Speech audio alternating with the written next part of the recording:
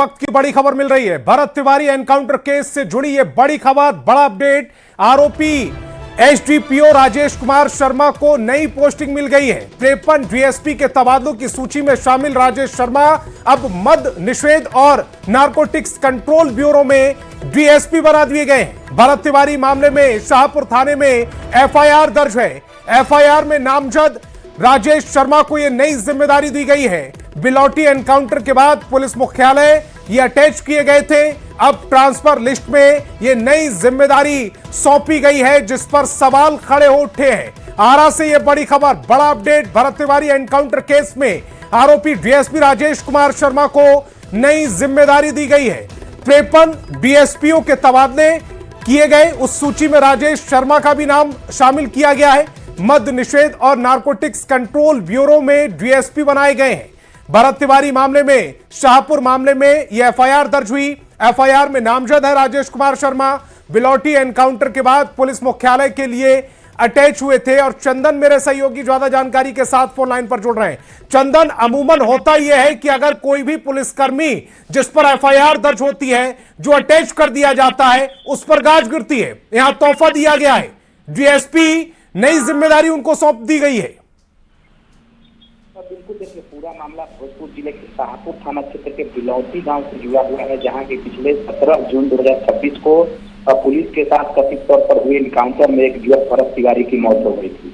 घटना के तकरीबन 6 दिन बाद परिजनों के आवेदन पर शाहपुर थाना में तत्कालीन अनुमंडल पुलिस पदाधिकारी, शाहपुर के थानाध्यक्ष समेत जो अन्य पुलिसकर्मी हैं, उनके ऊपर हत्या का मुकदमा दर्ज किया गया था। लगातार घटना के बाद से ही परिजन जो है, ग्रामीण जो है, लगातार जो अधिकारी हैं उनको कड़ी से कड़ी सजा देने की मांग कर रहे हैं। लेकिन सबसे जो बड़ी बात है कि आज जिस तरह से बिहार सरकार के पुलिस विभाग में पुलिस अधिकारियों का तबादला किया गया है, उसमें के तत्कालीन जो अनुमंडल पुलिस पदाधिकारी राजेश कुमार शर्मा है, उनका भी नाम शामिल है। उनको मद निषेध विभाग में डीएसपी बनाया गया है। इसको लेकर के हालांकि जो परिजन हैं लगातार सवाल उठा रहे हैं। जो भरत तिवारी की मां आशा देवी है, उनका साफ तौर पर कहना है कि डीएसपी वहां मौजूद थे जब उनके बेटे को गोली मारी गई, और डीएसपी के कहने पर ही जो पुलिस के जवान थे, पुलिस के जो तत्कालीन थानेदार थे, हालांकि घटना के तुरंत बाद भोजपुर के पुलिस अधीक्षक के द्वारा शाहपुर के तत्कालीन थानाध्यक्ष को लाइन हाजिर कर दिया गया था, उनको निलंबित कर दिया गया था। और उसके बाद शाहपुर थाने चंदन, परिवार लगातार ये कह रहा है कि उन्हें पुलिस पर भरोसा नहीं है, और उन्हें पुलिस पर जब भरोसा नहीं है इसीलिए वो सीबीआई जांच की बात कर रहे थे। अमित मेरे सहयोगी जुड़ रहे हैं। अमित, परिवार लगातार ये कह रहा है उनको बिहार पुलिस पर भरोसा नहीं, और इसीलिए वो सीबीआई जांच की बात कर रहे थे। अब चूंकि डीएसपी बना दिए गए मद्य निषेध नारकोटिक्स कंट्रोल के राजेश शर्मा, जो कि आरोपी भी है इस पूरे मामले में, इसके बाद जो परिवार है उसको किस तरह से अब भरोसे में लिया जाएगा?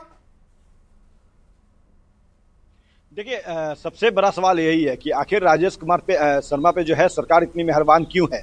53 जो डीएसपी हैं उनका तबादला किया गया, उसमें इनके भी नाम शामिल हैं। 9वें नंबर पे राजेश कुमार शर्मा का नाम शामिल है, और मद्य निषेध एवं जो नारकोटिक्स कंट्रोल बोर्ड है उसमें इनको पदस्थापित किया गया है। तो कहीं न कहीं एक बड़ा सवाल है, और ये सवाल जो है सरकार के ऊपर खड़ा हो रहा है। गृह विभाग ने इसको लेकर के अधिसूचना जारी की। अधिसूचना जो है, हमारे पीछे आप यह सचिवालय देख रहे हैं, यहीं से अधिसूचना जो है वो जारी होती है। और गृह विभाग के जो गृह सचिव हैं वो यहाँ बैठते हैं, सरकार के नुमाइंदे यहाँ बैठते हैं, खुद मुख्यमंत्री जो है वो यहाँ बैठते हैं, और यहीं से अधिसूचना जारी हुई। तो ऐसा नहीं कि जानकारी लोगों को नहीं थी, अधिकारियों को, शीर्ष अधिकारियों को जानकारी नहीं थी।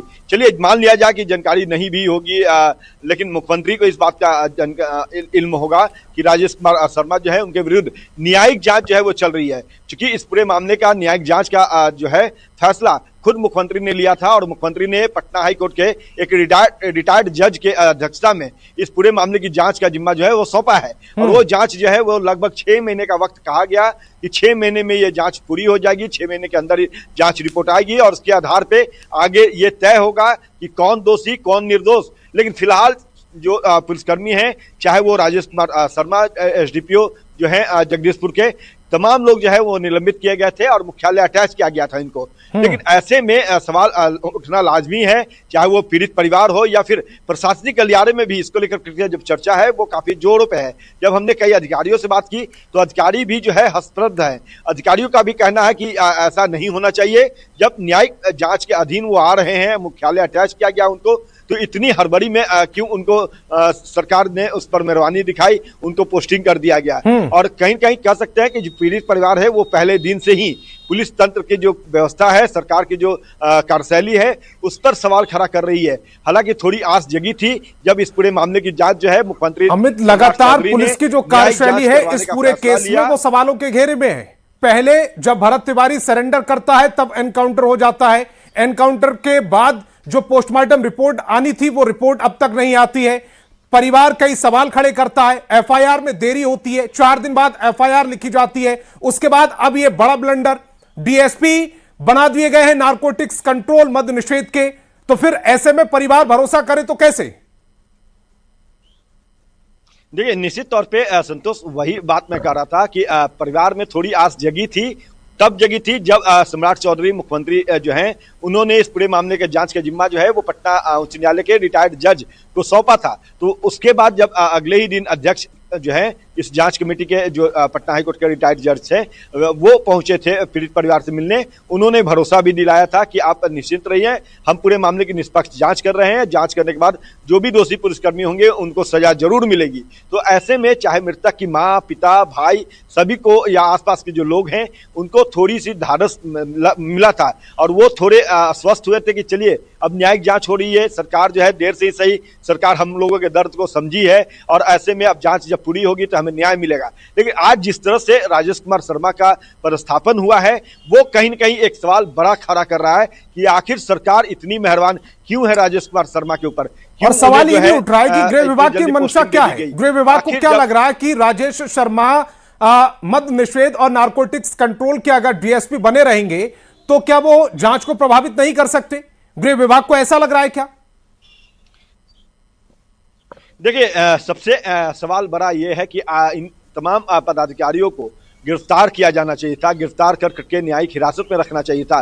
क्योंकि ये खुले तौर पे जब जो है काम काज करेंगे तो जाहिर सी बात है कि एक दूसरे के संपर्क में रहेंगे, जांच प्रभावित भी कर सकते हैं। और कई बार देखा भी गया है, कई ऐसे जो है मामले सामने रहे हैं पूर्व में जब जो पुलिस पदाधिकारी, दोषी पुलिस पदाधिकारी होते हैं जिन पर आरोप लगते हैं वो जांच को प्रभावित करने की हर कोशिश करते हैं। आपको स्मरण होगा कि असियाना दीघा कांड जो हुआ था वहां पे 3 छात्रों की निर्ममता से हत्या कर दी गई थी। उनके जो इंस्पेक्टर थे, जब मामला कोर्ट में विचाराधीन था तो लगातार जो है वो साक्ष्य को मिटाने की कोशिश कर रहे थे, लगातार गवाहों को धमकाने की कोशिश कर रहे थे। हालांकि जब कोर्ट जो है वो फटकार लगाया तो वो शांत हुए, लेकिन यहाँ तो सीधे सीधे पदस्थापन कर दिया गया है। तो कहीं न कहीं कह सकते हैं कि जब उनकी पदस्थापन होगी तो जाहिर सी बात है कि उनके वो जो है चीजों को प्रभावित कर सकते हैं, गवाहों को जो है वो डरा सकते हैं, धमका सकते हैं। और कहीं कहीं कह सकते हैं कि सरकार की जो मंशा है वो निष्पक्ष जांच कराने की, उस पर यहां सवाल खड़ा हो रहा है कि आखिर सरकार। अमित, आप मेरे साथ बने रहिए, मेरे साथ एक खास मेहमान जुड़ रहे हैं, पंकज कुमार त्रिपाठी, संयोजक भरत तिवारी न्याय दिलाओ संघर्ष मोर्चा एवं महापंचायत के ये संयोजक हैं पंकज कुमार त्रिपाठी जी, वो मेरे साथ जुड़ रहे हैं। पंकज जी, खबर जो आ रही है वो जो राजेश शर्मा जिनको आरोपी बनाया गया है एफआईआर में, उनको नई जिम्मेदारी सौंप दी गई है, डीएसपी के पद पर उनको नई जिम्मेदारी सौंपी गई है।